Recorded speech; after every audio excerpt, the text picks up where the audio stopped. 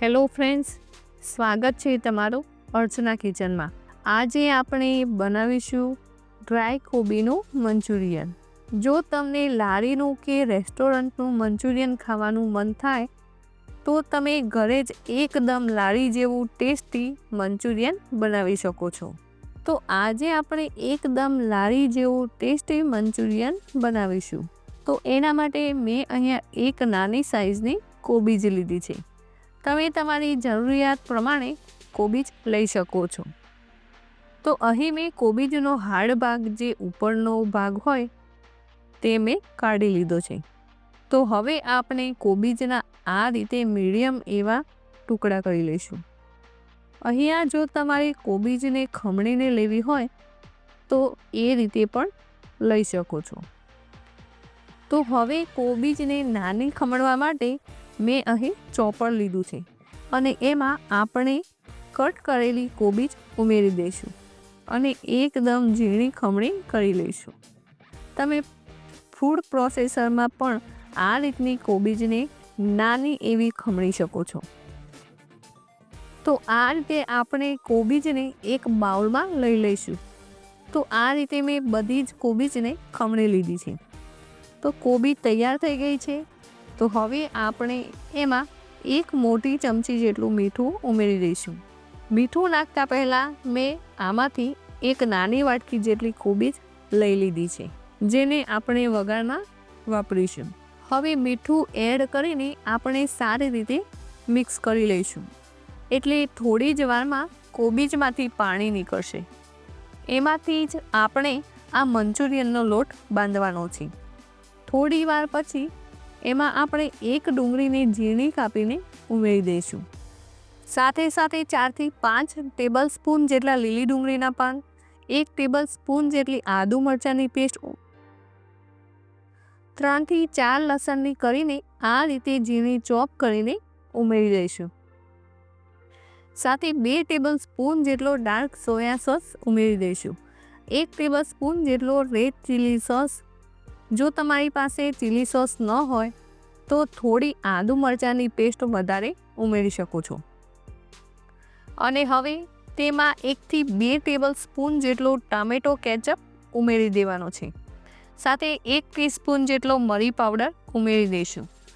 સાથે 3 table spoon જેટલો cornflour, સફેદ મકાઈનો લોટ અને 1 કપ જેટલો મેદો, એટલે કે 100 ગ્રામ જેટલો મેદો ઉમેરી દઈશું અને બધી જ વસ્તુને સારી રીતે મિક્સ કરી લઈશું। જો તમને મેદાની જરૂર લાગે તો તમે તેમાં થોડો એડ કરી શકો છો। તો અહીં આપણો ઢીલો લોટ બાંધ્યો હોય તેવું મંચુરિયનનું મિશ્રણ અહીંયા થવું જોઈએ। તો તમે જોઈ શકો છો આ પ્રકારનું મિશ્રણ બનીને તૈયાર છે। હવે આપણે એમાંથી આવી રીતે નાના મીડિયમ સાઇઝના બોલ બનાવી લઈશું। તો અહીંયા મેં મંચુરિયન બોલ તળવા માટે તેલ ગરમ કરવા માટે મૂકી દીધું હતું। તેલ ગરમ થાય એટલે તેમાં આપણે મંચુરિયન બોલ એડ કરી દઈશું। તો આ રીતે તમે પેનમાં જેટલા મંચુરિયન બોલ આવે એટલા એડ કરી શકો છો અને મીડિયમ ગેસની ફ્લેમ પર ગોલ્ડન બ્રાઉન થાય ત્યાં સુધી તળી લઈશું। અહીં બોલ્સને મીડિયમ ગેસ પર તળવા ખૂબ જ જરૂરી છે, નહીંતર અંદરથી કાચા રહી જાય છે। તો લગભગ 3 થી 4 મિનિટમાં જ બોલ્સ તળાઈ જશે। તો તમે જોઈ શકો છો એકદમ પરફેક્ટ ગોલ્ડન બ્રાઉન બોલ તળાઈ ગયા છે। તો હવે આપણે તેને એક પ્લેટમાં કાઢી લઈશું। તો આ રીતે આપણે બધા જ બોલ્સને તળી લઈશું। તો અહીં મંચુરિયન બોલ્સ આપણા તૈયાર થઈ ગયા છે। તો હવે આપણે તેનો વઘાર કરી લઈશું। તો તેના માટે એક કઢાઈ લઈ લઈશું અને તેમાં 3 ટેબલ સ્પૂન જેટલું તેલ ઉમેરી દઈશું। તેલ સારી રીતે ગરમ થાય એટલે તેમાં એક સૂકી ડુંગળી ઝીણી કટ કરીને એડ કરી દઈશું। સાથે 4 થી 5 લીલી ડુંગળીના ઉપરનો ભાગ કટ કરીને એડ કરી દઈશું અને ગેસની ફ્લેમ હાઈ રાખીને સારી રીતે મિક્સ કરી લઈશું। તો અહીં 2 મિનિટ જેવું ડુંગળીને સાતળી લઈશું। ત્યારબાદ તેમાં 6 થી 7 લસણની કળીને કટ કરીને ઉમેરી દઈશું અને મિક્સ કરી લઈશું. સાથે 1 ચમચી જેટલી આદુ મરચાંની પેસ્ટ ઉમેરી લઈશું. તમે અહીંયા લીલા મરચાંના ટુકડા કરીને પણ ઉમેરી શકો છો. સારી રીતે મિક્સ કરી લઈશું.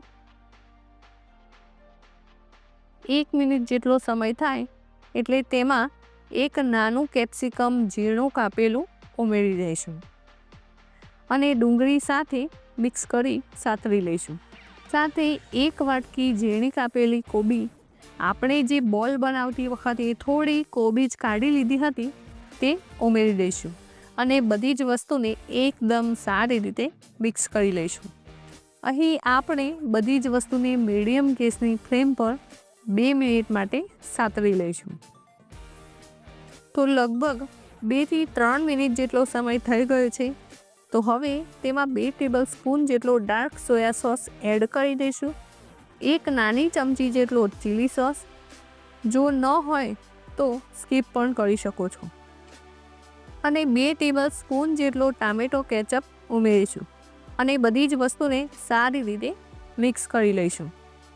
તો અહીં સોસ એડ કર્યા પછી ગેસની ફ્લેમ થોડી હાઈ કરી સાતળી લઈશું. જો તમારે વધારે ડાર્ક કલર જોઈતો હોય તો થોડો સોયા સોસ એડ કરી શકો છો. હવે આપણે તેમાં અડધી ચમચી જેટલું વિનેગર એડ કરીશું અને સારી રીતે મિક્સ કરી લઈશું. તો હવે બધી જ વસ્તુ સારી રીતે મિક્સ થઈ ગઈ છે. તો હવે આપણે તેમાં 1/4 કપ જેટલું પાણી એડ કરી દઈશું અને ફરીથી સારી રીતે મિક્સ કરી લઈશું. હવે આપણે 1 વાટકીમાં 1 ટેબલ સ્પૂન જેટલું કોર્નફ્લોર સાથે 3 થી 4 ટેબલ સ્પૂન જેટલું પાણી ઉમેરી ગાંઠા ન રહે તે રીતે સ્મૂથ બેટર બનાવી લઈશું અને એને આ રીતે ગ્રેવીમાં એડ કરી દઈશું. અહીંયા કોર્નફ્લોરને એડ કર્યા પછી સતત હલાવતા રહેવાનું છે, જેથી કરીને લમ્સ ન રહે અને ઘટ એવી ગ્રેવી બનીને તૈયાર થઈ જશે. અને 1 મિનિટ જેવું તેને થવા દઈશું. 1 મિનિટ પછી આપણે બનાવેલા મંચુરિયન બોલ્સ નાખીશું અને એકદમ સારી રીતે મિક્સ કરી લઈશું, જેથી ગ્રેવી બોલ્સ ઉપર સારી રીતે કોટ થઈ જાય. જો તમને એવું લાગે કે ગ્રેવી થોડી થીક થઈ ગઈ છે તો તેમાં થોડું અમથું પાણી ઉમેરી લેવાનું, એટલે સારી રીતે કોટ થઈ જશે. તો તમે જોઈ શકો છો એકદમ પરફેક્ટ એવું મંચુરિયન આપણું રેડી થઈ ગયું છે. તો હવે તેના ઉપર લીલી ડુંગળીના પાન કટ કરીને ઉમેરી દઈશું અને મિક્સ કરી લઈશું અને તેને ગરમા ગરમ સર્વ કરી લઈશું. તો તમે જોઈ શકો છો એકદમ પરફેક્ટ એવો કલર, જે બજારમાં લારી પર મળે એવું મંચુરિયન આ રીતે તમે ઘરે એકવાર જરૂર ટ્રાય કરી શકો છો. તો તમને મારી આજની રેસીપી કેવી લાગી કોમેન્ટ કરીને જરૂર કહેશો. અને હા, વિડીયો ગમી હોય તો લાઈક, શેર અને સબસ્ક્રાઈબ કરવાનું ના ભૂલતા.